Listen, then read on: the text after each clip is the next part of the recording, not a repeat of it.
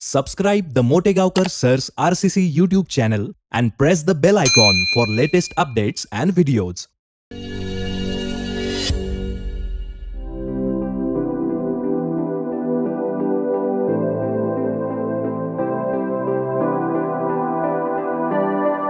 नमस्कार विद्यार्थी मित्रांनो, welcome to the world of chemistry. Welcome to RCC.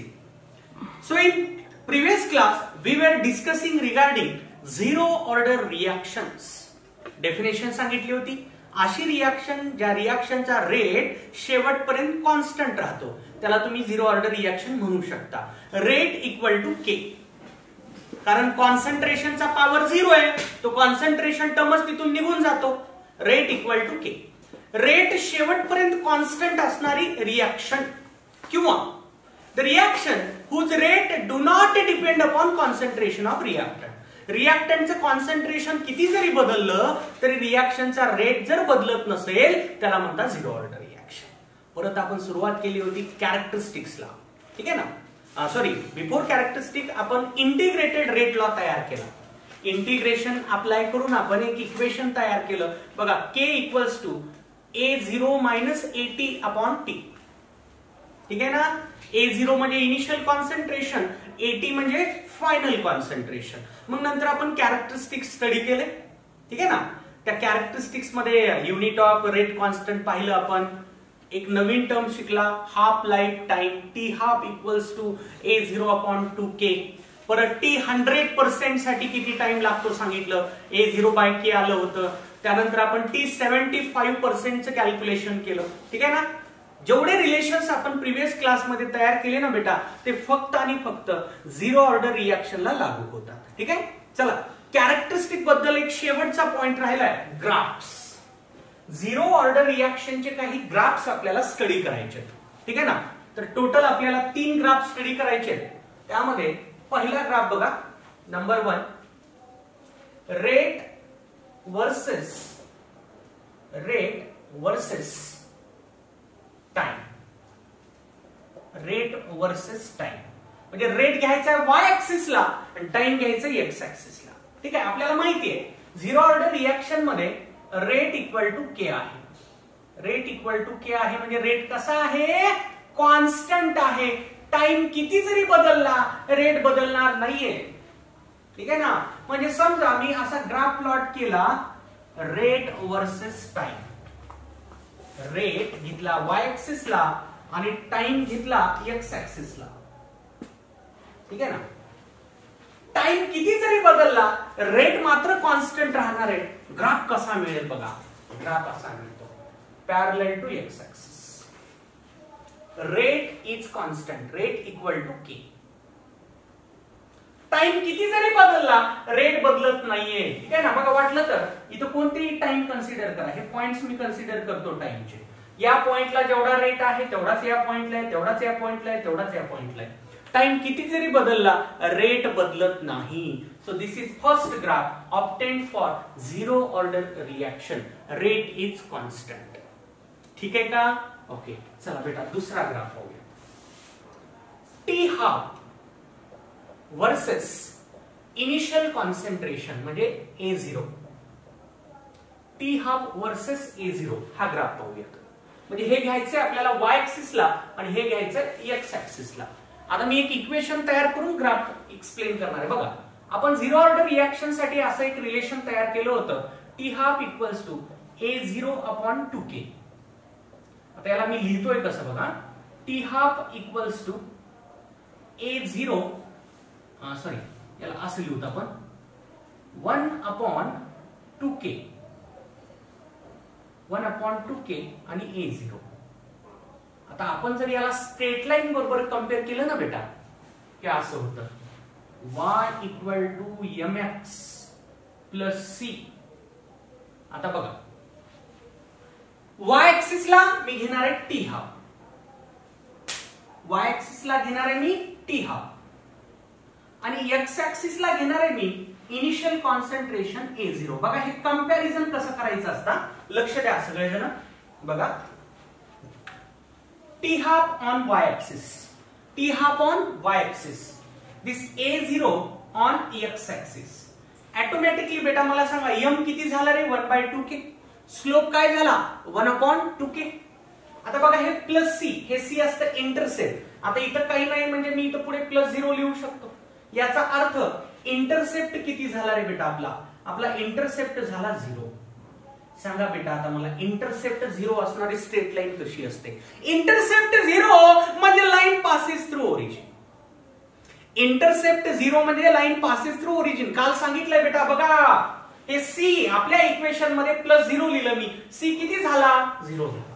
Comparison. Comparing our equation with straight line equation, we found that intercept in our case is how much? 0. As the intercept is 0, how the graph will look like? Graph will look like this. Straight line passing through origin. बेटा या लाईनचा intercept 0 असतो. तर हा point origin आहे. इथे intercept किती असणार आहे? 0 असणार आहे.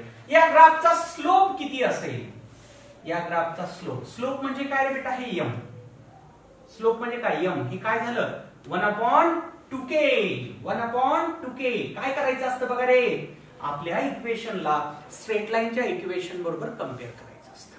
आपल्या इक्वेशनला स्ट्रेट लाईनच्या इक्वेशन बरोबर कम्पेअर करा. की हा y ऍक्सिस ला आलाय, a0 x ऍक्सिस ला आलाय. हे राहिलं स्लोप एम. इंटरसेप्ट नाही आपल्या केस मध्ये, म्हणूनच मी straight line passing through origin draw करू शकतो. हे झाले बेटा 2 ग्राफ. हे झाले बेटा 2 ग्राफ. रेट कॉन्स्टंट असतं आणि टी हा पण a0 चं डायरेक्ट रिलेशन असतं.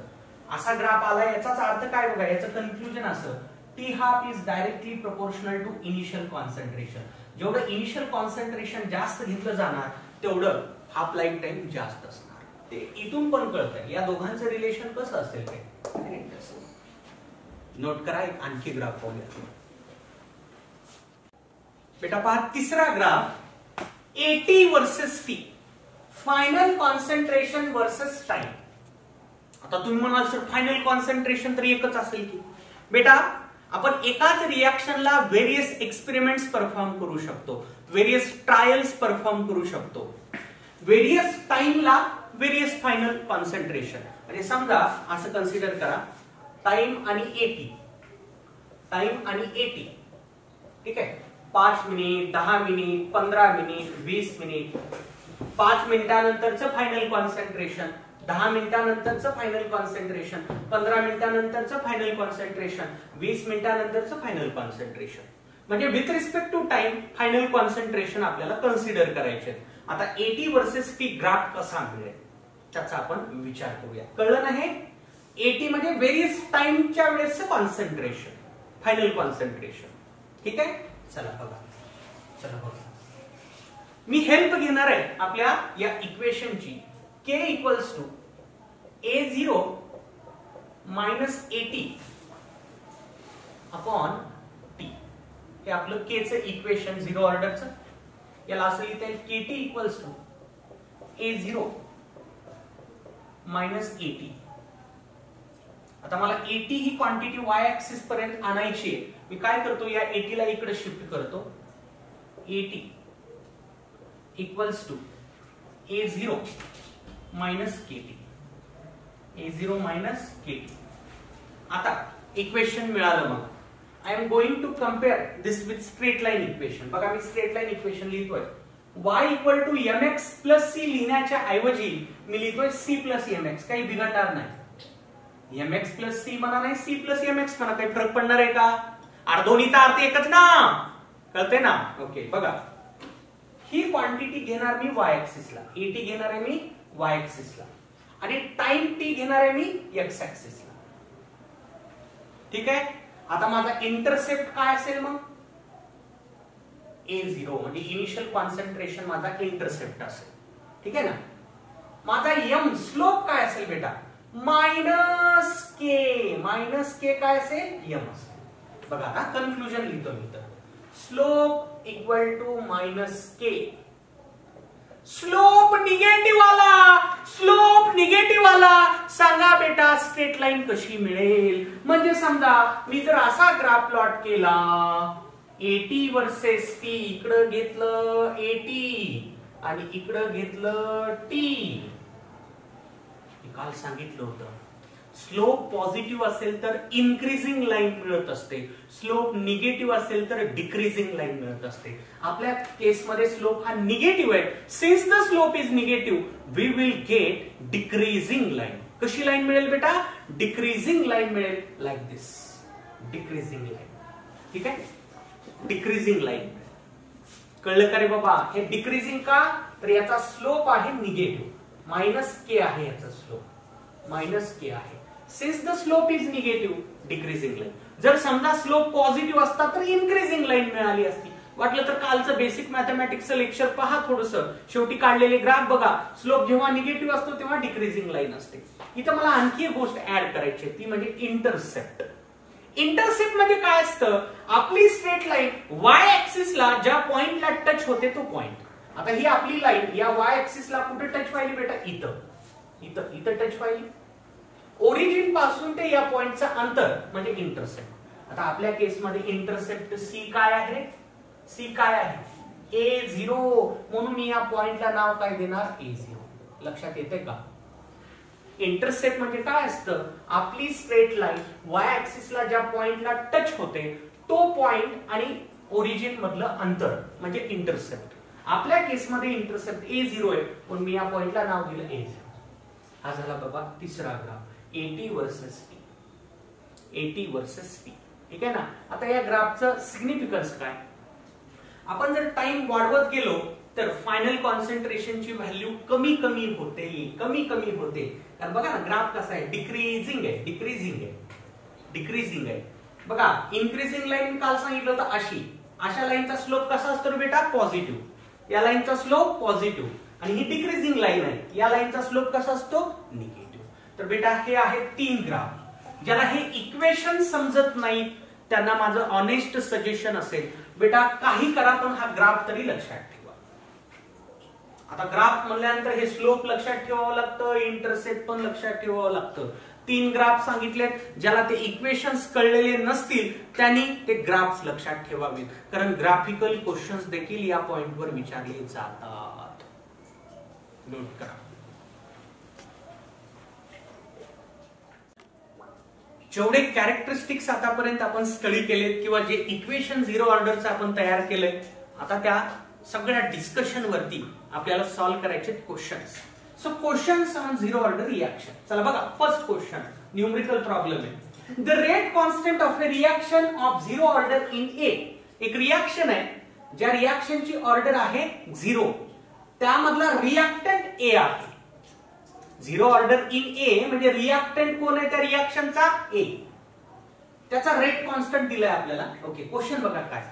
How long will it take? How long it will take याचा अर्थ काय सांगा बरं बेटा? काय विचारलंय ते? टाइम. किती टाइम लागेल for the initial concentration of A to fall from 0.1 to 0.075 molar. चला बघा, साधा क्वेश्चन आहे, मी व्यवस्थित एक्सप्लेन करतो, ऐकायचंय. बघा काय गिवन आहे बघा अगोदर. गिवन बघा, रेट कॉन्स्टंट दिलाय, के दिलाय 0.0030 mole per litre per second. Rate constant दिलाय. परत काय दिलं बघा, initial concentration of A to fall from, होतं इतकं, होतं इतकं आणि झालं इतकं, होतं इतकं झालं इतकं, म्हणजे हे झालं इनिशियल कॉन्सन्ट्रेशन आणि हे झालं फायनल कॉन्सन्ट्रेशन. थोडस कॉमन सेन्स लावा. Concentration of A was 0.10 molar, नंतर किती व्हायलं? 0.075 मोलार. म्हणजे मी याला म्हणू शकतो इनिशियल आणि याला म्हणू शकतो फायनल. म्हणजे मला दिलाय A0 दिलाय मला किती रे बाबा? 0.10 मोलार. 80 म्हणजे फायनल कॉन्सन्ट्रेशन दिलंय मला किती रे बाबा? 0.075 मोलार. क्वेश्चन कशाचा आहे? How long will it take, म्हणजे टाइम काढायचा आहे तुम्हाला, टाइम काढायचा आहे. कळलं का रे? या 3 गोष्टी दिल्या, टाइम काढायचं. सर कसं करायचं? बघा क्वेश्चन मध्ये ऑर्डर सांगितलेली असते बेटा. डिपेंडिंग अपॉन ऑर्डर तुम्हाला इक्वेशन सिलेक्ट करायचे. 0 ऑर्डर रिएक्शन म्हणलंय आपण, पाहिलंय for 0 order reaction for zero order reaction we have derived one equation k equals to a0 minus at a0 minus at upon t, a0 minus at upon t. ठीक आहे ना k चं equation. आता आपण value put करूयात. मला काढायचा time म्हणून मी काय करतो, t ला इकडे शिफ्ट करतो आणि k ला खाली नेतो. So time t will be equals to a0 minus at a0 minus at upon t. आता टाकूयात आपण व्हॅल्यू. a0 किती दिलाय बघा 0.10 मायनस at दिलाय तुम्हाला 0.075 आणि टाइम किती दिलाय बघा, सॉरी रेट कॉन्स्टंट किती दिलाय बघा 0.0030. आता याला सॉल्व्ह करूया. बघा कसं सॉल्व्ह करायचं. इक्वल्स टू या दोन्हीची वजाबाकी करा बेटा. कसं करणार वजाबाकी सर? बेटा 0.10 ला तुम्ही 0.100 म्हणलं तरी काही बिघडत नसतं. 0.100 मायनस 0.075 हे वजाबाकी केली तर ती येते 0.025. ज्याला असं समजत नसेल 0.025 याच्यात ऍड कर, तुला 0.10 आलेलं दिसेल. 0.10 0.100 0.1000 0.10000 0.1 लाख सगळं सारखं असतं. ठीक आहे ना. डिवायडेड बाय 0.0030 आहे ना, तर मी फक्त 3 लिहितो. काही बिघडत नसतं बेटा. पुढे तू 1000 झिरो जरी वाढवलेस तरी बिघडत नाही. ठीक आहे ना. आणि कमी केलेस तरी बिघडत नाही. ठीक आहे. आता बघा हे कॅल्क्युलेशन करायचं कसं. वर 1000 न मल्टिप्लाय करू, खाली 1000 न मल्टिप्लाय करू. No change. Multiply numerator by 1000 denominator by 1000. तर हे डेसिमल निघून जातात बेटा. 25 डिवायडेड बाय 3 होत आहे. 25 डिवायडेड बाय 3.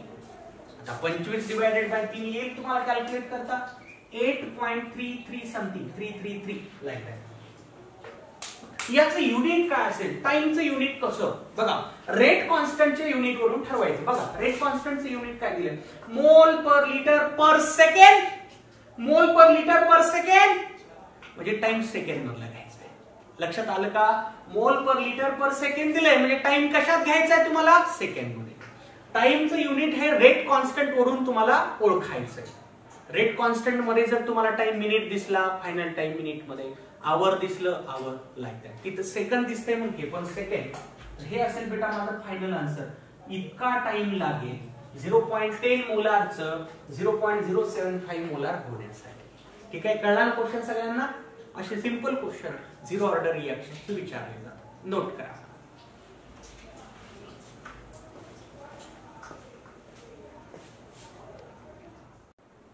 बेटा पुढचा question. Thermal decomposition of HI on gold surface. Hydrogen आयोडाइडचं डिकम्पोजिशन. थर्मल डिकम्पोजिशन म्हणजे हीट सप्लाय करून डिकम्पोजिशन गोल्ड सरफेस वरती, म्हणजे गोल्ड कॅटलिस्ट आहे. याचा आपल्या क्वेश्चन सॉल्व्हिंग वर काही परिणाम होणार नाही. फॉलो झिरो ऑर्डर कायनेटिक्स एवढा आपल्या कामाचं आहे. रिएक्शन कोणती आहे, झिरो ऑर्डर आहे. With initial pressure 1000 millimetre. Pressure initial दिले 1000 मिलीमीटर. पुढे काय म्हणलं बघा. If pressure after 20 seconds is 960 millimeter, 20 सेकंदानंतर जर प्रेशर 960 मिलीमीटर असेल, रेट कॉन्स्टंट काय. सोपा क्वेश्चन आहे बेटा. सोपा क्वेश्चन. बघ तुला इनिशियल प्रेशर दिलंय त्याला मी म्हणतो P नॉट. इनिशियल जसं A नॉट मोलार कॉन्सन्ट्रेशन ना, P नॉट इनिशियल प्रेशर किती दिलंय बघ 1000 millimetre. 1000 millimetre. Final pressure PT किती दिलं 960 मिलीमीटर. टाइम दिलाय बेटा तुला किती 20 सेकंड. 20 सेकंड. काढायचंय काय, रेट कॉन्स्टंट काढायचंय, के काढायचंय. आता आठवा बेटा, काल आपण प्रेशर फॉर्म मध्ये पण के चं इक्वेशन पाहिलं होतं. For zero order reaction, for zero order reaction K in terms of pressure. K चं इक्वेशन प्रेशर फॉर्म मधलं काल सांगितलंय बेटा. In terms of pressure characteristics मध्ये बघा काही विशेष नाही. सिम्बॉल फक्त वेगळे आहेत, मेथड पण तशीच आहे. K equals to P0 minus PT upon T. संपलं रे बेटा. एकदम साधा क्वेश्चन आहे. P0 PT च्या व्हॅल्यू दिल्यात तुम्हाला टाकायचं. 1000 मायनस 960 अपॉन टी. टी किती आहे 20 सेकंड. बघा आता बेटा हे डिव्हिजन आहे 40 आणि हे 20. ठीक आहे 40 अपॉन 20. 40 अपॉन 20 काय येईल बेटा 2.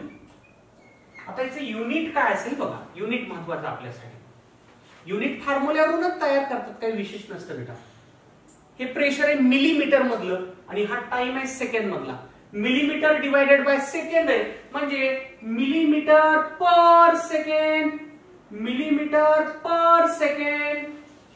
अरे कळलं का सगळ्यांना. साधा क्वेश्चन होता. फक्त तुम्हाला काय करायचंय जिथं A0 AT होतं ना तिथं P0 PT घ्यायचं आणि हे काल सांगितले कॅरेक्टरिस्टिक्स मध्ये. कळलं का सगळ्यांना. नोट करा.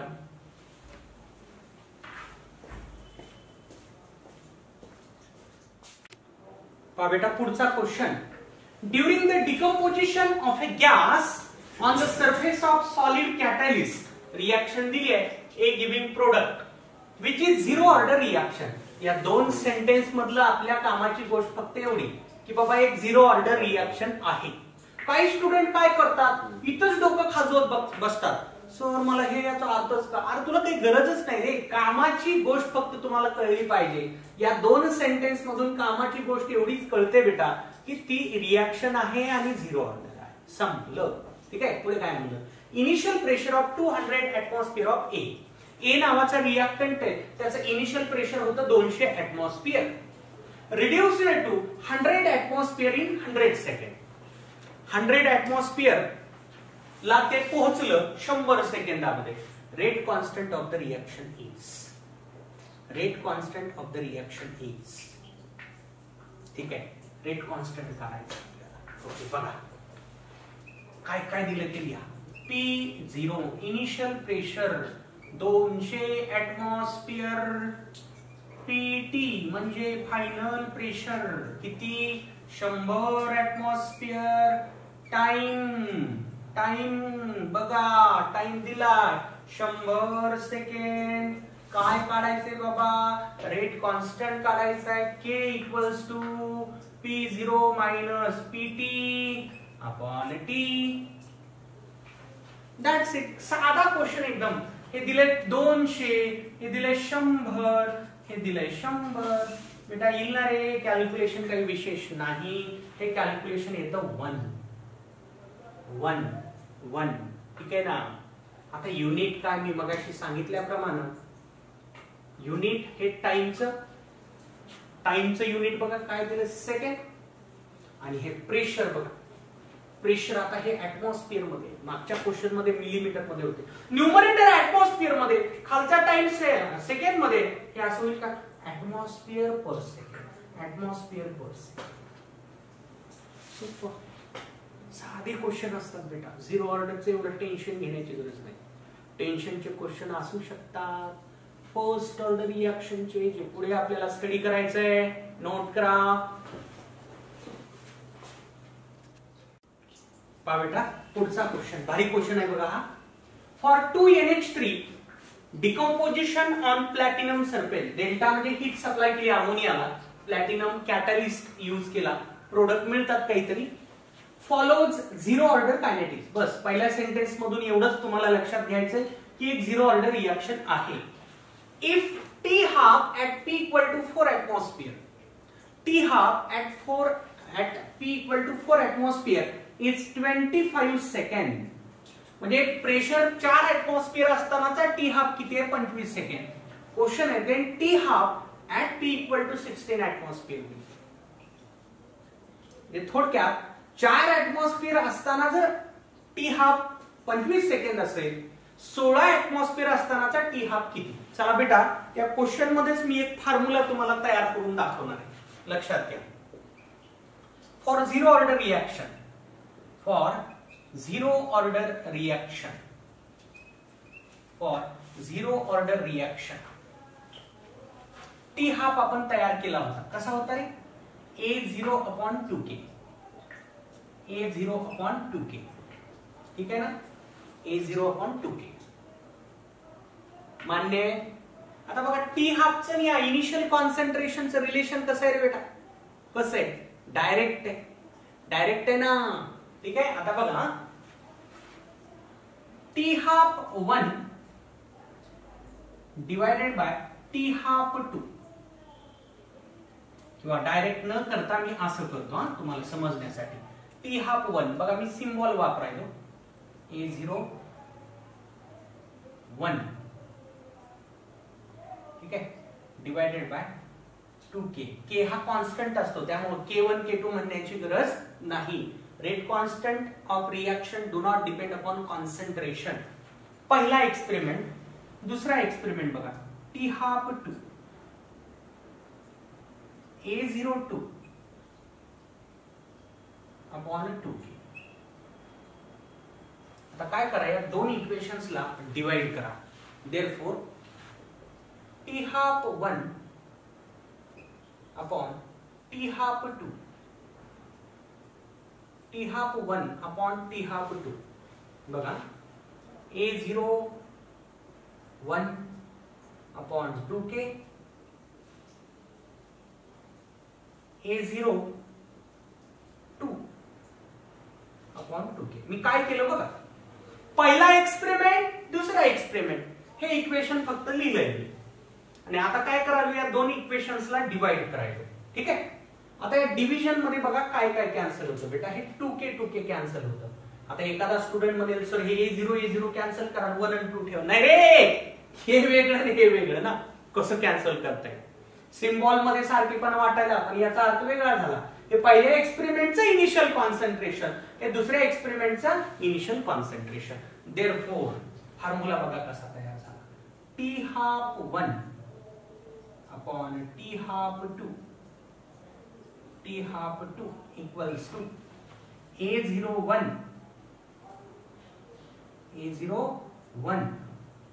Upon A02. हा फॉर्म्युला तयार झाला बेटा फक्त झिरो ऑर्डर रिएक्शन साठी. लक्षात ठेवा, दुसरीकडे नाही वापरायचा, only for zero order reaction. आता त्या कॉन्सन्ट्रेशनच्या जागी तुम्ही प्रेशर जरी घेतले तरी no problem. Initial pressure of first experiment, initial pressure of second experiment. ठीक आहे ना. कॉन्सन्ट्रेशनच्या जागी प्रेशर वापरले जाऊ शकतं जर गॅसियस रिएक्शन असेल तर. No issues in that. ठीक आहे ना. आता हा फॉर्म्युला आपण अप्लाय करू. हे झालं, तुम्हाला हे लक्षात ठेवायचं. तुला हे समजलं नाही, काम कर बाबा, हे पाठ कर.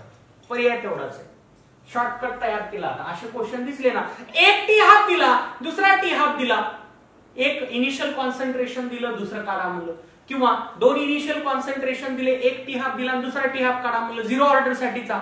मी परत म्हणायलो हे आपण सगळं झिरो ऑर्डरचं तयार करायलो, फर्स्ट ऑर्डर साठी परत वेगळंच असेल. यस, परत वेगळंच असेल. ठीक आहे ना. आता टाकूयात व्हॅल्यू. देयरफॉर आता आपला क्वेश्चन मी सॉल्व्ह करतो. हा बघा, T half at P equal to 4 atmosphere is 25 second म्हणताय. 25 हा टी हाफ 1 टाकला मी. हा टी हाफ 1 किती 25 डिवायडेड बाय दुसरा टी हाफ तुला काढायचा आहे. T half second is unknown. मी या इक्वेशन मध्ये आता आपल्या क्वेश्चनचा डेटा टाकायलो. T half 25 second, T half 2 काढायचा इक्वल टू. बघा पहिल्या वेळेसचं प्रेशर बघा, हे इनिशियल कॉन्सन्ट्रेशन असेल पहिल्या वेळेसचं प्रेशर टाकायला काही प्रॉब्लेम नाही, 4 आहे. नंतरचं किती आहे रे बेटा 16 आहे. आता तुला एवढं सॉल्व्ह करायचंय फक्त. बघ तुला तर हा शॉर्टकट माहिती असता, 10 सेकंदात तो क्वेश्चन सॉल्व्ह केला असता. एवढं हे असं लांब लचक करण्याची गरज नव्हती. ठीक आहे का. हे फक्त समजण्यासाठी की इक्वेशन कुठून आलं हे डेरिव्हेशन करून दाखवले बेटा. हे डेरिव्हेशन नाही समजलं नो प्रॉब्लेम, हे फायनल इक्वेशन तरी लक्षात ठेव. ठीक आहे ना. 25 upon T half 2 equal to 4 upon 16. Therefore हे 1/4 येईल बेटा. मी डायरेक्ट लिहायलो आता. T half 2 equals to 25 into 16 upon 4. नाही बोलली डायरेक्ट. मग नंतर लगेच मेसेज येतात, सर की काय केलं की शेवटची स्टेप. अरे तुला गुणाकार आणि भागाकार येत नाही का रे, खप कुठ तरी जाऊन गुणाकार भागाकार येत नाही का रे. हा काय शिकलो मग 10वी पर्यंत आपण. शाळेत जाऊन काय केलं, दुसरंच काहीतरी केलं आहे ना. हा बघा 100 काय आन्सर 100 याचं युनिट काय, जे पहिल्या टी हाफचं सेकंड, 1 सेकंड 100 सेकंड. क्वेश्चन कळला का बघा, परत एकदा सांगतो. आपल्याला एक टी हाफ दिलाय आणि दुसरा टी हाफ काढायचा आहे. दोन्ही प्रेशर दिलेले. पहिल्या एक्सपेरिमेंटचे प्रेशर 4 ऍटमॉस्फिअर दिसते, दुसऱ्याचं दिलंय आपल्याला 16 ऍटमॉस्फिअर. तर मी काय केलं, एक असा फॉर्म्युला तयार केला झिरो ऑर्डर रिएक्शन साठीचा, ज्यामध्ये 2 टी हाफ आणि 2 इनिशियल कॉन्सन्ट्रेशन्स आहेत. इथून पुढे झिरो ऑर्डर रिएक्शन मध्ये 2 टी हाफ दिले, 1 इनिशियल कॉन्सन्ट्रेशन दिले, दुसरं काढा म्हणलं, किंवा 2 इनिशियल कॉन्सन्ट्रेशन दिले, 1 टी हाफ दिला, दुसरा काढा म्हणला, डायरेक्टली हा फॉर्म्युला यूज करायचा. या क्वेश्चनचा आन्सर काय झालं बेटा, 100 सेकंड. नोट करा.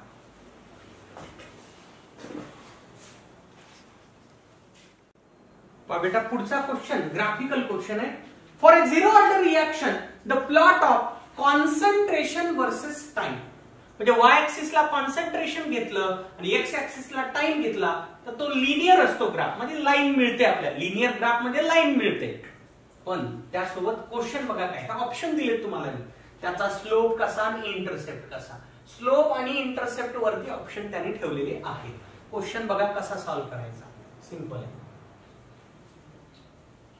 इकडे कॉन्सन्ट्रेशन म्हणजे एटी हे कॉन्सन्ट्रेशनच आहे ना बेटा, आणि इकडे काय time.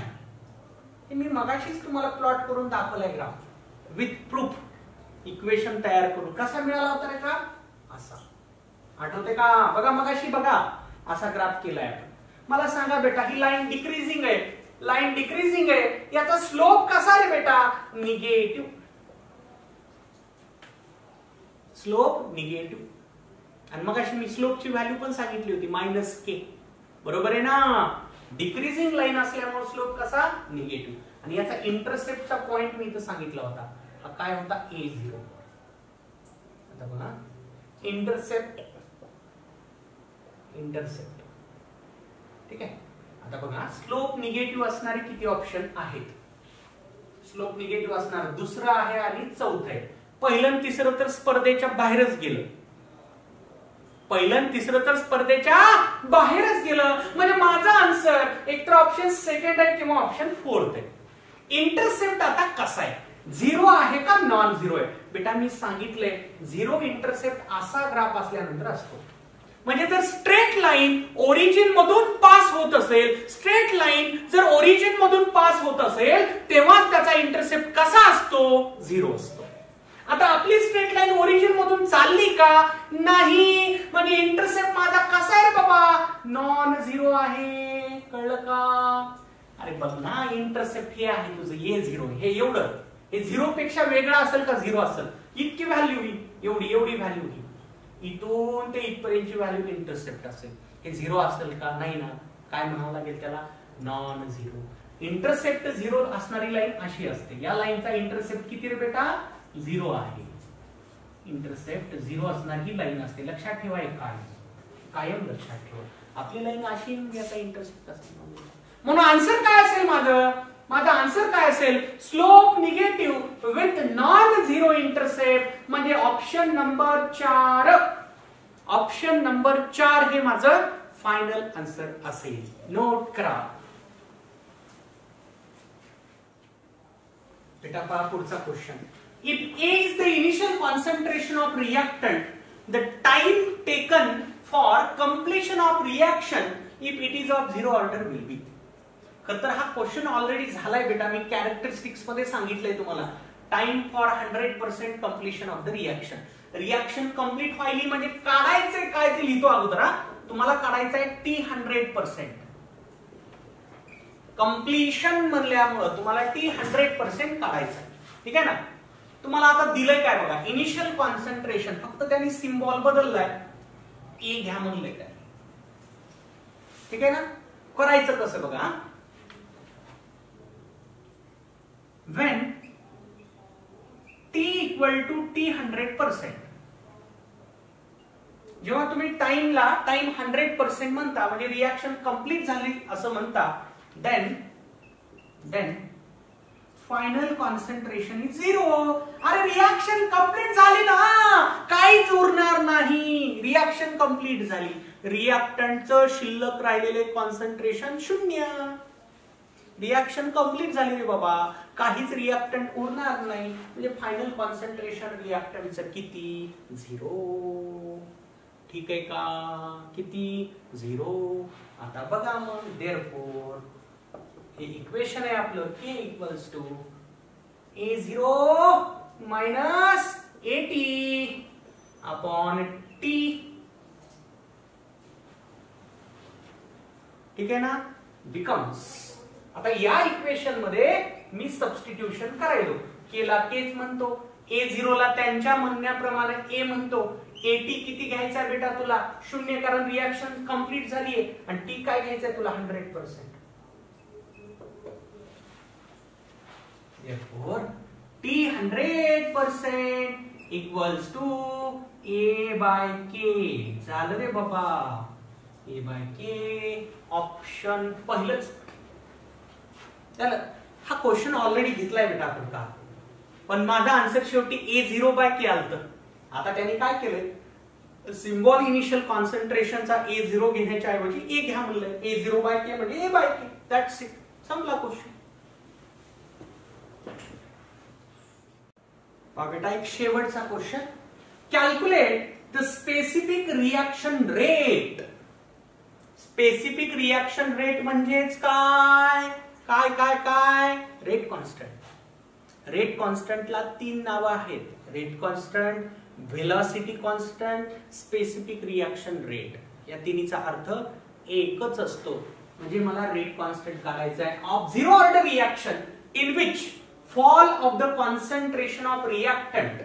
fall of the concentration म्हणजे reactant concentration मध्ये झालेला decrease in 20 minute is of 4 mole per liter.